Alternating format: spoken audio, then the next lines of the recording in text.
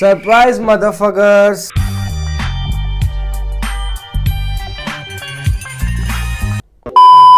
यार अभी मैंने कुछ घंटों पहले गहराइया मूवी देखी। मुझे देखकर अच्छी तो लगी, लेकिन मूवी में मुझे वो गहराइया, वो डेप्थ नजर नहीं आई जिसकी ये बात कर रहे हैं। इससे ज्यादा गहराइया तो हमारा ये झोला छाप एक्टर सिद्धांत चतुर्वेदी नाप चुका है दीपिका पादुकोण की।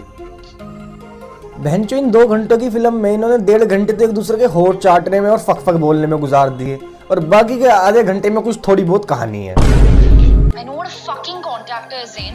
रात के 3 बजे कॉल आते हैं उसके। हाँ, because I work in the fucking night. FaceTime calls, video calls. I'm not a fucking child, Zain. Like not fucking touch me. और मैं तो ये सोच रहा हूँ ये इसे मूवी बोल कैसे रही है। ये तो जिंदी सॉफ्ट पोर्न है। इसे भाई साहब Amazon प्राइम से हटाओ और पोर्नहब पर डालो, ये वहां ज्यादा चलेगी।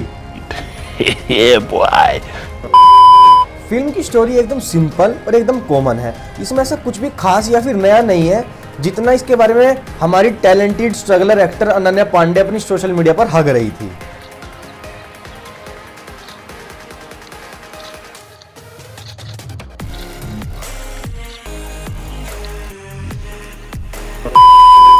मुंबई में अपने जीवन, अपने करियर और अपने बॉयफ्रेंड के बेड के प्रदर्शन से नाखुश एक योगा इंस्ट्रक्टर एलिशा यानी दीपिका पादुकोण अपने बॉयफ्रेंड के साथ 8 साल से लिव इन रिलेशनशिप में रह रही थी, जिसका मतलब है ना फेरे ना सगाई, बस दे हुदाई और दे हुदाई।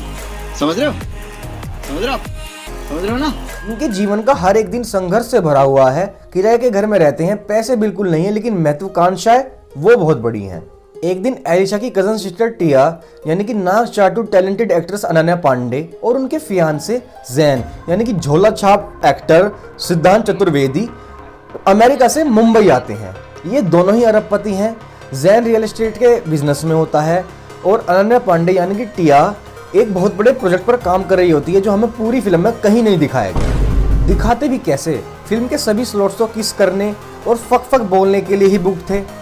चारों कुछ अच्छे पल बिताने के लिए अलीबाग के बीच हाउस जाते हैं। जैन और एलिशा फ्लर्ट करते हुए एक दूसरे के काफी क्लोज आ जाते हैं और वो ट्रिप के बाद भी एक दूसरे से फ्लर्ट करना कंटिन्यू रखते हैं और एलिशा जैन को किस कर देती है। ये जानने के बाद कि करण राइटिंग के लिए अलीबाग का ट्रिप प्लान कर रहा है और वो टिया को अपना ड्राफ्ट पढ़ने की परमिशन दे देता है, एलिशा अपने आप में इंसल्ट फील करती है, जिसके बाद वो जैन को अपने अपार्टमेंट में बुलाकर सेक्स कर लेती है।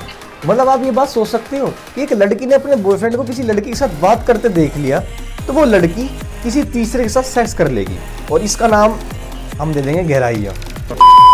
ये तो साफ जहरीला रिलेशनशिप है जिसे हम आजकल टॉक्सिक रिलेशनशिप कहते हैं। जब करण एलिशा को उसके बर्थडे पर प्रपोज कर देता है तो एलिशा जैन के साथ सब कुछ एंड करके करण के पास वापस चली जाती है, लेकिन जब करण की लिखी हुई बुक रिजेक्ट हो जाती है तो वो करण को छोड़कर जैन के पास, उस अरबपति इंसान के पास वापस से चली जाती है।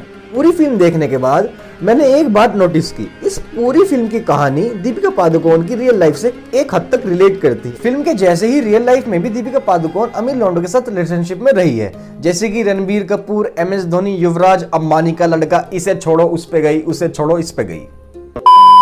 ये पूरी फिल्म ठगी प्राणियों के लिए बनाई गई है जिन्हें अपनी घर की मुर्गी दाल बराबर लगती है और फिर वो दूसरों के घरों की मुर्गियों पर नजर डालते हैं। कभी कभी तो सोचता हूँ अगर ये मूवी रियलिटी होती तो अब तक तो ये सावधान इंडिया का एक एपिसोड बन चुका होता। वैसे अगर गौर किया जाए तो रणवीर सिंह और सिद्धांत चतुर्वेदी असल जिंदगी में काफी अच्छे दोस्त हैं। In fact they are more like brothers. इस हिसाब से चतुर्वेदी सावधान इंडिया का देवर बनकर दीपिका भाभी की ले चुका है।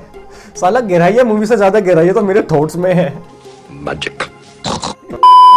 लेकिन कुछ नौजात तत्व हैं जिन्होंने इस मूवी को टट्टी कोशिश करने में अपना बहुत बड़ा योगदान दिया है, जिसमें पहला नाम है हमारे झोला छाप एक्टर सिद्धांत चतुर्वेदी का। इस बंदे की तो ना एक्टिंग अच्छी, ना एक्सप्रेशन और ना ही बॉडी लैंग्वेज। मतलब यार सिद्धांत भाई, तुम्हारे घर में सुलभ शौचालय नहीं है क्या जो तुम यहाँ आकर हक देते हो? यार गवर्नमेंट अरबों रुपए लगाकर जोरों शोरों से सुलभ शौचालय बनवा रही है, उनका इस्तेमाल कर लो भाई। ये फिल्मों में हक देते हो और फिर हमें सूंघना पड़ता है।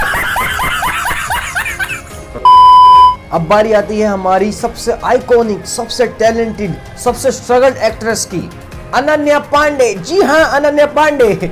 ये मूवी में दिखाई तो दी, लेकिन ना ही दिखाई देती तो अच्छा होता। ये बंदी दुनिया का सबसे टैलेंटेड काम, जीभ से नाक को छूना, यही कर सकती है, उसी में अच्छी लगती है। एक्टिंग से इसका दूर दूर तक कोई लेना देना नहीं है। और फ्लॉप राइटर करण यानी धैर्य कारवा को तो ये लोग भूल ही गए। उन्हें तो साइड का भी साइड एक्टर बनाकर रख दिया है इस फिल्म के डायरेक्टर्स ने, और जबकि वो अनन्या पांडे से भी बेहतर एक्टिंग कर लेते हैं। पूरी फिल्म सिर्फ दीपिका पादुकोण की किसिंग सीन्स पर ही टिकी हुई है, और जैसा कि हमने रिव्यू में ही भविष्यवाणी कर दी थी और बताया था, इस मूवी को लोग सिर्फ किसिंग सीन्स और इंटीमेट सीन्स के लिए देख रहे हैं। इसकी कहानी के लिए से कोई नहीं पूछ रहा, क्योंकि कहानी तो इसमें है ही नहीं, हम तो चूतिया हैं। और हाँ, अगर आपने ट्रेलर की रिव्यू वाली वीडियो नहीं देखी, जो कि रिव्यू कम रोज ज्यादा है, तो आई बटन आ रहा होगा पर उस पर क्लिक करके उस वीडियो को जरूर देखें, आपको बहुत मजा आएगा। बाकी इस फिल्म में हवस, किसीज और फक बोलने के अलावा ऐसा खास कुछ भी नहीं है जो आप इसे बैठकर देखो, लेकिन फिर भी आपकी आंखों में सुर का बाढ़ है इस फिल्म को देखने का, तो आप जाकर इस मूवी के मेन पार्ट को स्किप कर करके वो चीजें देख सकते हो जो कि आप उन वीडियोस में करते हो। समझ रहे हो? समझ रहे हो? समझ रहे हो ना? वीडियो अच्छी लगी तो लाइक करना और अपने दोस्तों के साथ भी शेयर करना मत भूलना। और यार उस लाल बटन को, यार सब्सक्राइब के बटन को प्लीज फोड़ दो, लेकिन सब्सक्राइब कर दो।